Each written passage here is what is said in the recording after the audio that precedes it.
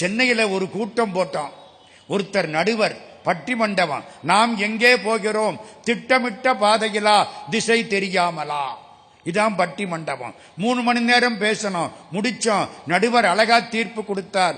நாம் திட்டமிட்டே திசை தெரியாமல் போய்கொண்டிருக்கிறோம். இதுக்கு என்னத்துக்கு திட்டம்? First 5 year plan, second 5 year plan. நம்ம கெட்டு போறதுக்கா? இந்த பிள்ளை என்ன அழகா இருக்கு, என்ன அற்புதமா சொல்லுது. ஏதோ பூர்வ ஜென்மத்து புண்ணியம் அந்த அப்பா அம்மாவுக்கு அப்படி ஒரு பிள்ளை வந்து வாச்சிருக்கு. பல்லாண்டு அந்த குழந்தைக்கு சந்தோஷமா இருந்துச்சு. எனக்கு கேட்டுக்கிட்டே வந்தேன், வேத நெறியில் ஆரம்பிச்சு. சரி, சிதம்பரம். சிதம்பரத்துக்கு என்ன பெருமை? ஒரு 7-8 வருஷத்துக்கு முன்னால அமெரிக்காவிலிருந்து 3 பேர் வந்தாங்க. பெரிய கெட்டிக்காரங்க, சயின்டிஸ்ட், மேத்தமேட்டிஷியன், அஸ்ட்ரானமி, அஸ்ட்ராலஜி எல்லாம் தெரியும். கணக்கு தெரியும், ஜோசியம் தெரியும், வானியல் தெரியும். ரொம்ப கெட்டிக்காரங்க. அவங்களுக்கு சந்தேகம் என்ன தெரியுமா? பூமி உருண்டை. ஆமா. உருண்டை சுத்திக்கிட்டு இருக்கு. ஆமா. வட்டத்தில் நடுப்புள்ளி ஒன்னு இருக்கணும். ஆமா. பூமிக்கு நடுப்புள்ளி எங்கே இருக்கு? நியூயார்க்கில் இருக்கா, சியாட்டில் இருக்கா, வாஷிங்டன்ல இருக்கா, லண்டன்ல இருக்கா, ஜெர்மனி பிராங்க்பர்ட்ல இருக்கா, எங்கே இருக்கு? கணக்கு போட்டு பார்த்தான். பூமியை கணக்கு போட்டு குறுக்கு நெடுக்கல எல்லாம் கோடு போட்டு கரெக்டா 2 கோடு போட்டா அது ஜாயின் பண்ற இடம் நடுப்புள்ளின்னு வட்டத்தில் படிக்கிறோமா இல்லையா? எல்லாம் கணக்கு போட்டு பார்த்துட்டு பூமிங்கிற உருண்டைக்கு நடுப்புள்ளி இந்தியாவில் இருக்குன்னு கண்டுபிடிச்சாங்க. முதல் கண்டுபிடிப்பு. நம்ம பாரதம். மண்ணும் இமயமலை எங்கள் மலையே, மாநிலம் இது போல் பிரிதில்லையே, இன்னரும் நீர் கங்கை யாரெங்கள் யாரே, இங்கிதன் மாண்பிற்கு எதிரது வேறே, பன்னரும் உபனிஷத நூலங்கள் நூலே, பார்மிசை வேறு ஏது இதுபோல் ஒரு நூலே. யாரு பாடுறா? நாரத கான நலந்திகள் நாடு, பாரத நாடு படம்பெரும் நாடு, நீரதன் புதல்வர் இந்நினைவகற்றாதீர். பாரத நாடு பார்க்கலாம் திலகம், நீரதன் புதல்வர் இந்நினைவகற்றாதீர். பாரதியார் பாடின பாரதம். இந்தியான்னு கண்டுபிடிச்சான். இந்தியாவில் எந்த இடம்? கணக்கு போட்டு பார்த்தான். தமிழ்நாடுன்னு கண்டுபிடிச்சான். தமிழ்நாட்டில் எந்த ஊர்? கோயம்புத்தூரா, திருப்பூரா, மதுரையா, சென்னை இல்ல, சென்னையா இல்ல. அப்ப எந்த ஊரு? சிதம்பரம்னு கண்டு. எல்லாம் கணக்கு சார், மேத்தமேட்டிக்ஸ். இப்படி இருக்கணும்னா இந்த கோடுகள் போட்டா 2 கோடும் சந்திக்கிற இடம் தான் மைய புள்ளியா இருக்கணும். சிதம்பரம்னு கண்டுபிடிச்சான். சிதம்பரத்துக்கு புறப்பட்டு வந்துட்டான் 3 பேரு. சிதம்பரத்தில் எந்த இடம் மைய புள்ளி? கணக்கெல்லாம் போட்டான். நடராஜா கோயில்னு கண்டுபிடிச்சான். நடராஜா கோயில்ல எந்த இடம் மைய புள்ளி?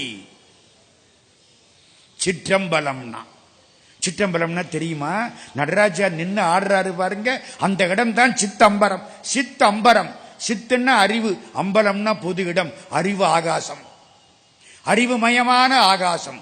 சத் சித் ஆனந்தம். சத் என்றும் இருப்பது, சித் அறிவு, ஆனந்தம் மகிழ்ச்சி. சத் சித் ஆனந்தம். சித்தம்பரம் சிதம்பரம். பழைய பேரு பொன்னம்பலம், தில்லையம்பலம். சிதம்பரத்தில் நடராஜா ஆடுற இடம் அதுதான் கண்டுபிடிச்சான். போய் நின்னா, கும்பிட்டான். நம்மால மயக்கம் போட்டு கீழே விழுந்தான். ஏன்? அந்த காலத்தில் மைய புள்ளி இந்த இடம்னு கண்டுபிடிச்சு அங்க போய் நடராஜாவை நிக்க விட்டுருக்கானே. நடராஜா ஆடுற மூர்த்தி, சரிதானா? மைய புள்ளி அவர் ஆடலைன்னா உலகம் ஆடாது. நீங்க அசைய முடியாது, எல்லாம் அப்படியே இருக்க வேண்டியதான், பனிக்குள்ள விழுந்த சவம் மாதிரி. நடராஜா கற்பனை கடந்த சோதி, கருணையே உருவமாகி, அற்புத கோல நீடி, அருமறை சிரத்தின் மேலாம் சிற்பரவியோமமாகும் திருச்சிற்றம்பலத்துள் நின்று பொற்புடன் நடஞ்செய்கின்ற பூங்கழல் போற்றி போற்றி. நடராஜா. சிதம்பரத்துக்கு இன்னொரு பெருமை. எத்தனை வாசல் சிதம்பரம் கோயில்ல? 4 வாசல். 4 வாசல் வழியா 4 பெருமக்கள் வந்தார்கள். யார் யாரு வந்தா? வடக்கு வாசல் வழியா சுந்தரமூர்த்தி சுவாமி வந்தார். தெற்கு வாசல் வழியா சம்பந்தர் வந்தார். சீர்காழியிலிருந்து தெற்கு வாசல் பக்கம். மேற்கு வாசல் வழியா அப்பர் சுவாமி வந்தார். என்னமோ ஒன்னு விட்டுட்டேனே, எந்த வாசல்? மாட்டிக்கிட்டீங்களா? எந்த வாசல்? கிழக்கு வாசல். கிழக்கு வாசல் வழியா மாணிக்க வாசக சாமி வந்தார். கிழக்கு வாசல் தான் நடராஜாவுக்கு ரொம்ப பக்கம். கிழக்கு வாசல் தான் தேரு. கிழக்கு வாசல் வழியாத்தான் சாமி வெளியில வரும். கிழக்கு வாசலுக்கு உள்ள போனாத்தான் ஆயிரக்கால் மண்டபம். நடராஜாவுக்கு ரொம்ப பக்கம் எந்த வாசல்?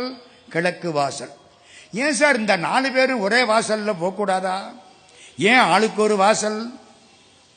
என்ன தெரியுமா? ஆண்டவனை அடைகிறதுக்கு 4 வழி. அதான் 4 வாசல். என்ன 4 வழி? கடவுள் எங்க அப்பா, நான் பிள்ளை. ரொம்ப நல்ல வழி. ஆனா நமக்கு அந்த அளவுக்கு நினைக்கிறதுக்கு மனசு பக்குவப்படணுமே. இவரை அப்பான்னு கூப்பிடுறோம், அவரை அப்பான்னு கூப்பிடுறோம், ஆண்டவனை அப்பான்னு கூப்பிடுறதா இருந்தா கொஞ்சம் யோசிக்கிறோம். அப்பா நான் வேண்டுதல் கேட்டு அருள் புரிதல் வேண்டும், ஆறுயிர்கட்கெல்லாம் நான் அன்பு செயல் வேண்டும். வள்ளற் பெருமான்.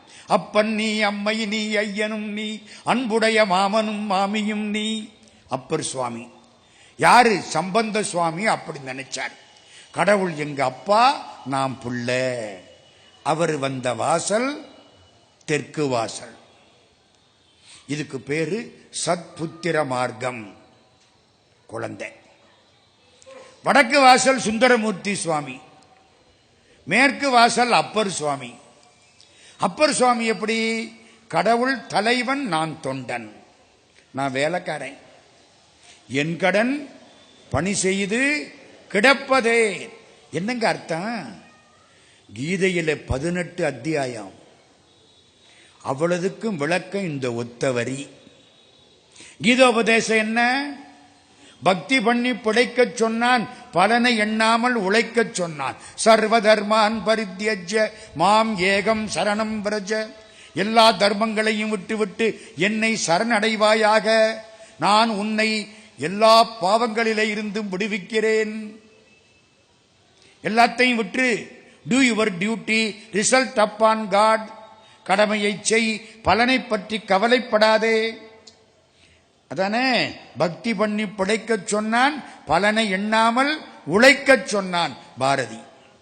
அதானே கீதை. உன் கடமையை செய், பலனை பற்றி கவலைப்படாதே. அப்பர் சாமி என்ன சொன்னார்? என் கடன் பணி செய்து, அப்புறம்தான் முக்கியம் கிடப்பதே. நாங்க இப்ப மாத்தி விட்டோம், என் கடன் பணி செய்து கிடைப்பதேன்னு. அநியாயம், கலியுகம். கிடப்பதேன்னு ஏன் சார் சொன்னாரு? அந்த ஆளு மயக்கம் போட்டு கிடக்கிறானுங்கிறேன். மயக்கம் போட்டு இருக்கிறான்னு நான் சொல்றேன். தன்னெனப்பு இல்லாம கிடக்கிறான், தானுங்கிற நினைப்பு இல்லாம கிடக்கிறான். உன் கடமையை செய், பலனை பற்றி கவலைப்படாமல் இரு, அதுதான் கிடப்பதே. என் கடன் பணி செய்து பலனை பற்றி கவலைப்படாமல் கிடப்பதே. அப்பர் சுவாமி எப்படி வழி? ஆண்டவன் தலைவன், நான் தொண்டன். அதுக்கு பேர் தெரியுமா? தாச மார்க்கம். தாசன்னா வேலைக்காரன், தொண்டன். சுந்தரமூர்த்தி சக மார்க்கம், தோழன். எல்லாத்துக்கும் சிவபெருமான் போவார். சோறு வேணுமா? நெல்லு மலை கொடு. பைசா வேணுமா? செங்க கட்டிய தங்க கட்டியா மாத்து. இந்த பொண்ணை கல்யாணம் பண்ணிக்கணுமா? மிஸ்டர் சிவபெருமான் கொஞ்சம் தூது போயிட்டு வாங்க. ஆமாங்க, பறவை நாச்சியாருக்கு அப்புறம் சங்கிலி நாச்சியார் கல்யாணத்துக்கு கனவுல போனார் சிவபெருமான். பறவை நாச்சியார் கோவிச்சுக்கிட்டாளா?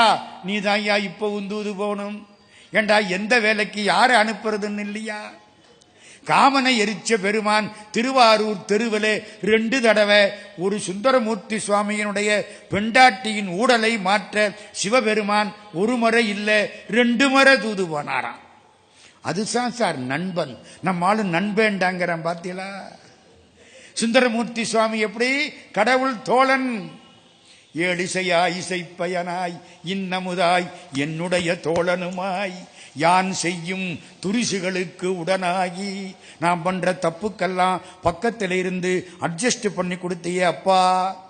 ஆமாங்க, அது பெரிய கதை. அது தோழமை. இப்ப 3ஆச்சா? என்னென்ன சொன்னேன்? 1 சத்புத்திர மார்க்கம், 2 தாச மார்க்கம், 3 சக மார்க்கம், 4 சன்மார்க்கம். சன்மார்க்கம்னா என்ன அர்த்தம்? கடவுள் காதலன், நான் காதலி. அதுதான் உண்மை. இது சிற்றின்பம், அது பேரின்பம். கடவுள் ஏன் சிற்றின்பத்தை கொடுத்தான்? டே முட்டா பயல, இதுவே இப்படி இன்பமா இருந்தா அது எவ்வளவு இன்பமா இருக்கு தெரியுமான்னா? நம்மால் என்ன பண்ணிட்டான்? இதுவே போதும்ட்டு விட்டுட்டான். மாடிப்படிக்கு போறியடா, படியேறி மேல போனா மாடியில ரொம்ப நல்லா இருக்கும்னா நம்மால் படியே நல்லா இருக்குன்ட்டான். இதான் தப்பு. சிற்றின்பம் ஏன் கொடுத்தான்? சார் மாம்பழம் சாப்பிட்றேன், நல்லா இருக்கு. ஒரு பதவியில உட்கார்ந்து இருக்கேன், நல்லா இருக்கு. 4 பேர் என்னை வந்து பாராட்டி பொன்னாடை போர்த்தனா, நல்லா இருக்கு. என் பொண்டாட்டி தோல்ல கைய போடுறேன், நல்லா இருக்கு. இதெல்லாம் சிற்றின்பம் போயிடும், அது பேரின்பம்.